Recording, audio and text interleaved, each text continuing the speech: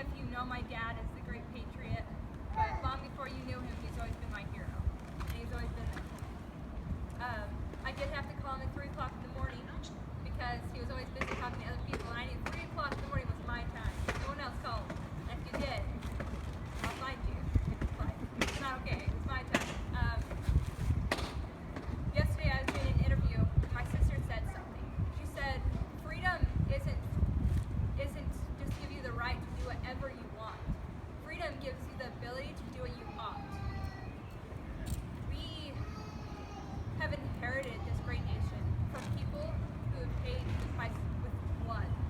And because we have become complacent and distracted, we have let all these freedoms just slip through our fingers because we're lazy, we don't want to do the work, and we want pretend false security.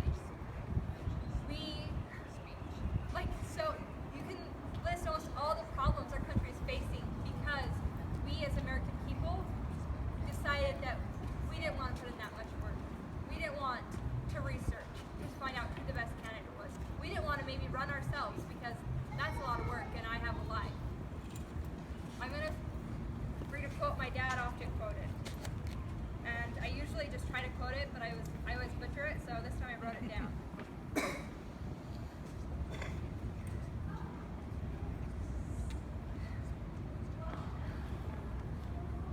Because the fight for freedom is God's fight, for free agency is an eternal principle. It existed before this world was formed. It will exist forever. Some men may succeed in denying some aspects of this God-given freedom to their fellow men, but their success is temporary. Freedom is a law of God, an eternal law, and like any of God's laws, men cannot break it with impunity. They can only break themselves upon it. So when a man stands for freedom, he stands with God. And as long as he stands for freedom, he stands with God. Therefore, any man will be eternally vindicated and rewarded who stands for freedom. That was by Ezra F. Benson. And there was a point that my dad felt alone. He was so afraid that what he was standing for would be for naught. He has 11 children, 19 grandchildren, 3 on the way. He never found out about the last one. My sister just barely told us. He had a lot to live for, but he knew that all the years he spent teaching his children would be for nothing if he didn't stand for what he believed in. So even though we lost a father that day, America gained a martyr that we can rally behind. He has watered the tree of liberty with his blood, and I hope to God that he's the only one that has to do it for America to open their eyes. At times I feel bad because so much attention is on my dad, and he would have been so embarrassed, for lack of a better word, for having all this attention on him because what he was doing was what any American should do. And right now we have so many political prisoners being held captive in solitary confinement. You do not hold people in solitary confinement unless they have already killed people, are on death row. And what have they done? What have they done? They went out to the boonies. They went out to the boonies away from population and sat in a building. And they didn't just sit. They upgraded, they upkept, they built up stuff that the government should have been doing, but they didn't. And they're the ones being held in prison. 23 hours a day, they are in a dark cell. And for anyone that loves freedom, or is a rancher, feeling the wind on your face and an open sky, I mean, this city is oppressive to me just because it's so crowded. I'm used to wide open spaces. And so for someone that is like me to be stuck in a cell 23 hours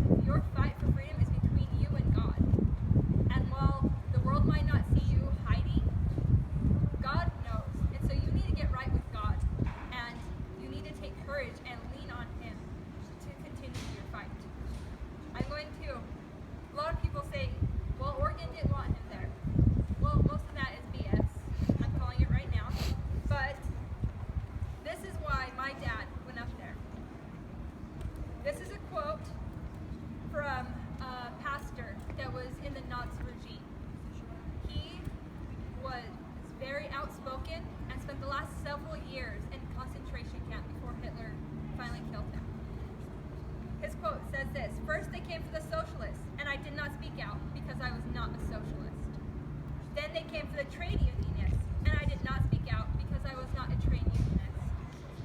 Then they came for the Jews, and I did not speak out because I was not a Jew. Then they came for me, and there was no one left to speak out. My dad put his life on the line, even though he could have stayed under the radar, to go stand up for a neighbor. Why? Because if we just ignore those around us because we're not the one in direct fire right now, who's going to stand for us when we do become under direct fire? You cannot, under good conscience, ignore those in need and continue your life. If you think that you will not be held accountable one day for ignoring those in need, you are truly mistaken. I lost a father because laws and things that should have been shot down years ago were not. And so on January 26th, the day before my father's 55th birthday, he was shot down with his hands in the air. And what part of me is upset with those that were complacent and let it get this bad. I am so eternally grateful for those that are standing now. My dad's book, I was reading one of the quotes from it. And I won't get to tell what happens in the book, but some of my dad's words were, digging a grave for a fallen loved one is the last service that can be rendered in this world. My family has a tradition. We have our own graveyard, and you're not allowed to use any machinery to dig the grave. The men go out in the morning before it's time to bury them, and they hand dig the grave. I had my brother-in-law's brother hand build his casket the week after he died, and it was beautiful. My dad wanted a simple pine box. We upgraded it a little bit, and we were able to on Friday share him with the world, and then on Saturday we were able to finally have our own time. And as each of us got to smoke, the grandchildren played around the casket. My son was throwing dirt on top, and I'm like, oh dear. But you know, my dad would have had it any other way. And when it was all done, we dusted off the dirt, got our hands and knees and cleared it out. And us as daughters had a chance to slowly bury him. And it was still unreal to me. We had a last second to throw in anything that was important to us that we wanted to throw in with him. My brother is hard of hearing, and my dad, whenever he waved goodbye, would do the I love you. He just waved goodbye like this. My brother, he wrote a sign for the I love you. And I had nothing. I was so distraught because I'm like, the shirt I was wearing didn't have any meaning, and I, could very well just throw my shirt in the casket. And I just had nothing, and I was freaking out, and I was like, husband, the only thing meaningful I have on me is my wedding ring. So I did throw that in the casket. I got a new one, so we're okay. But,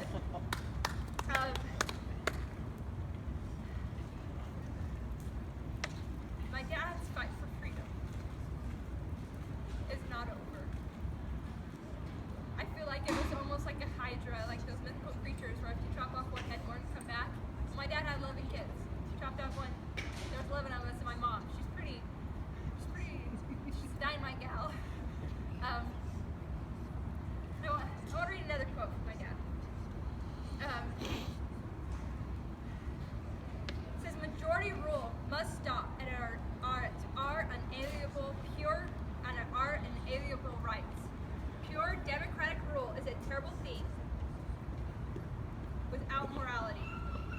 It is like two wolves and a lamb voting what's for dinner. Yep. We are given our inalienable rights, not by our founding fathers, but by a God. You have these rights, and they are yours. Daniel Webster wrote the first dictionary, not so that we could spell better, but so that they could not change the meaning of the words in that document. And And when it says your right shall not be infringed on, infringe means not touched at all. You are able to bear arms however you like, according to the Constitution. You are able to speak out, however, according to the Constitution.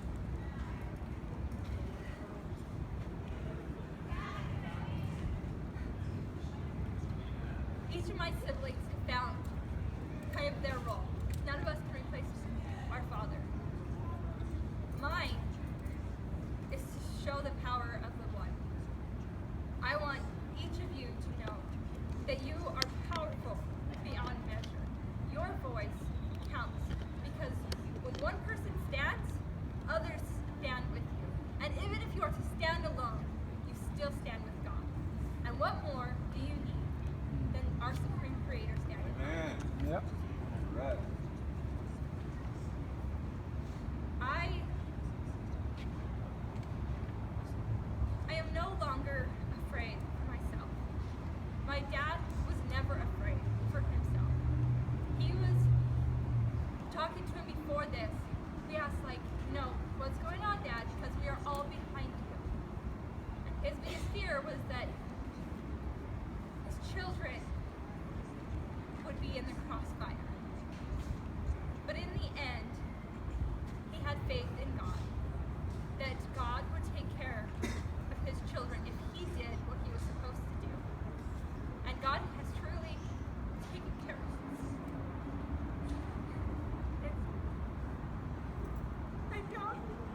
I do not have a father to call at 3 a.m. in the morning. But I have a God to call at 3 a.m. in the morning. Amen. Right.